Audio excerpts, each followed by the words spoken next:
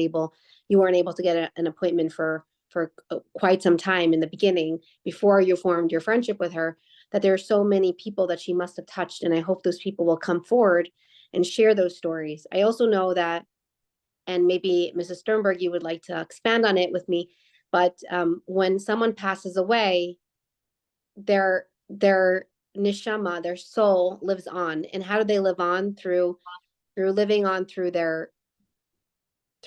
like you're living through them. And I know that we're very lucky that we have, teachings, and maybe you want to expand a little bit on that, to like, just for our viewers to know that if a loved one of yours passed away, you still can connect to them in ways, by, doing mitzvos and in their merit and honor, and it brings a lot of happiness to their souls.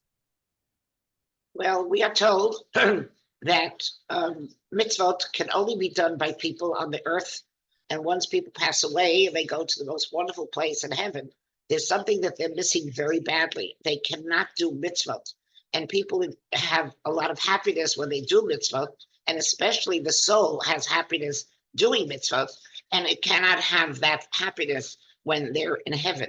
So we are told that if we down here on earth do mitzvot in honor of the person passed away, that person gets the happiness as if they did the mitzvah. In other words, if we do a mitzvah in honor of Malka Lax, she will be very happy because her neshama, her soul, will feel as if they did the mitzvah. So any mitzvah, especially of love of another Jew, Ahavat Yisrael is one of the greatest mitzvahs.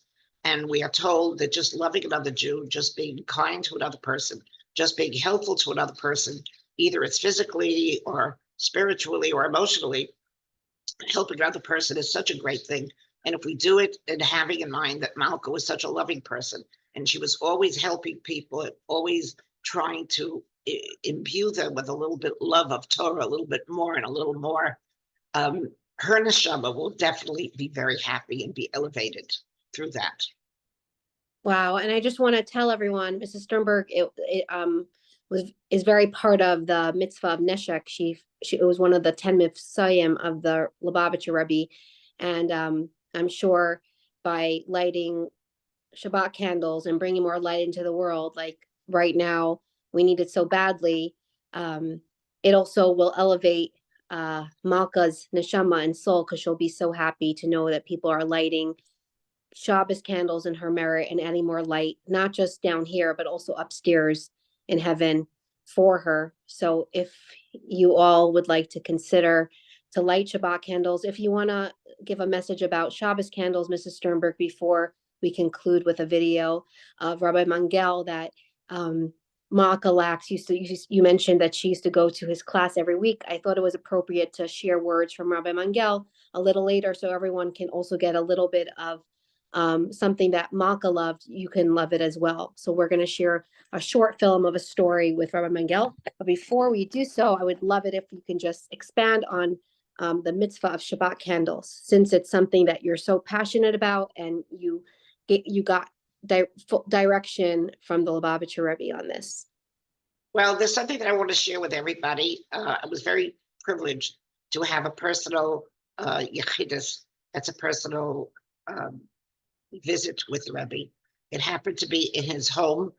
It was a year after his wife passed away, and he stayed in his home. He had a library on the second floor of his home, and he would sit there and learn and write letters to people, answer all the letters people asked, blessings from him. And my father and I were asked to come to that room for a personal encounter with him. And it was just after we had done something. We made a special fund for the candlelighting campaign in honor of the Rebbitzin who passed away. She had just passed away a few days before, like 10 days before. And we made a special fund on her name. And the Rebbe wanted to give his contribution to that fund and give us blessings for what we did. He was very, very happy about that. So he gave us blessings.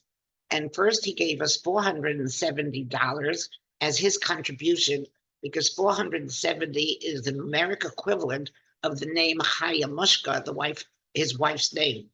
And being that she just passed away, he wanted to give us that symbolic amount of money as his contribution. And he then continued to give us blessings for making this campaign. And he said that everyone that helps us financially, their mazel, their fortune will be brightened. He said, Ya'ir mazalam, their mazel, their fortune should be brightened. And everybody that goes and tries to influence somebody to light Shabbos candles, Ya'ir mazalam, their mazel will be brightened, their fortune will be brightened. And all those who start to light candles as a result of this campaign, Ya'ir mazalam, their mazel, their fortune will be brightened. So I think that's a very special blessing that anybody that does anything for this candle lighting campaign, their mazel, their personal fortune will be brightened. What could be greater than that? And that is because every candle that we light in honor of Shabbat, every time a woman will light the candle and say the blessing and bring spirituality, holy spirituality into this world, we're making the world a better place and we're bringing it closer to the coming of Mashiach. Especially now in the time of the war in Israel, we need so many brachas, we need so many blessings from Hashem. The way to bring the blessings is to do more mitzvot.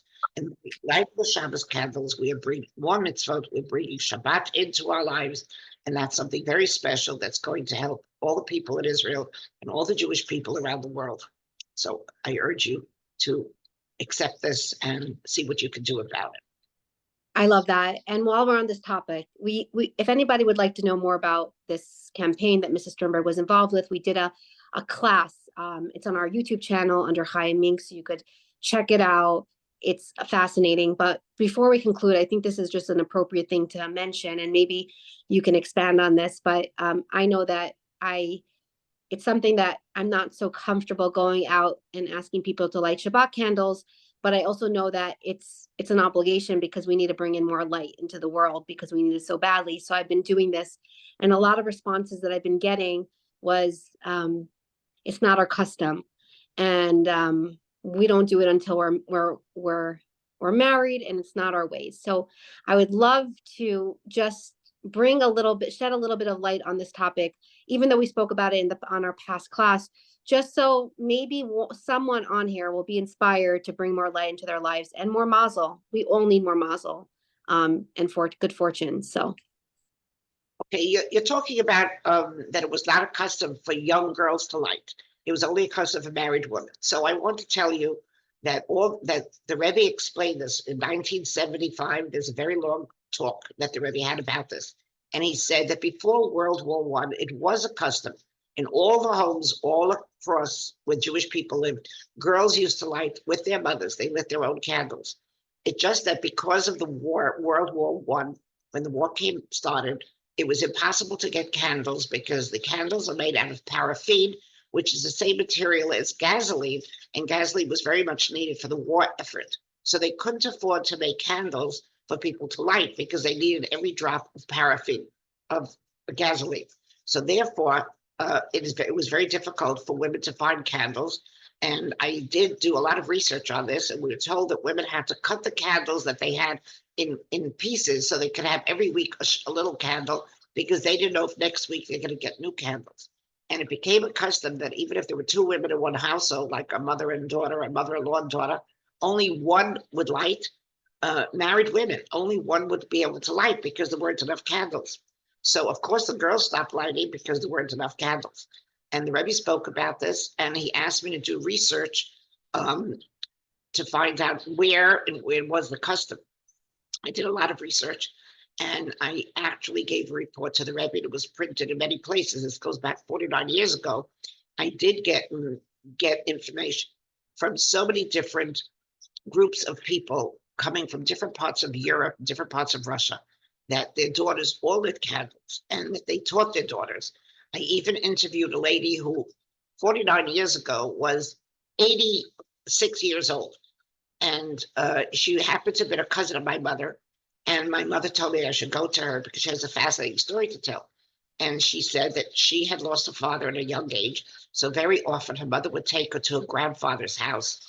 And the grandfather was a Rebbe, and he had many families living attached to his house. They had like a whole complex. And she was there one Friday evening, I should say, and somebody announced Lichtmenschen, it's a time to light the candles. And everybody came from all the different doors that were leading into this complex. And the mothers and the daughters all came to light candles. This girl, however, had never started to light candles because where she lived, she didn't know it was the custom.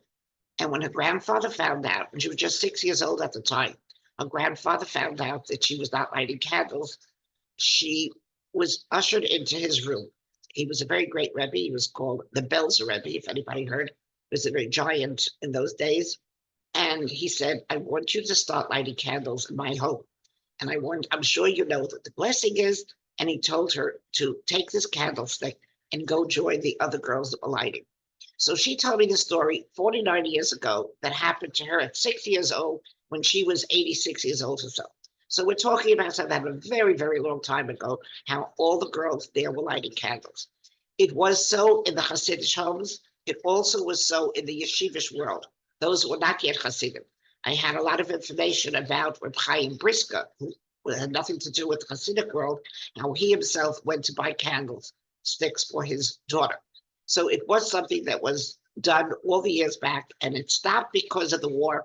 And the Rebbe just said now is the time to reconnect and restart this again because the world needs more light. We need the spirituality, we need the mitzvot, we need the brachas, we need it so badly.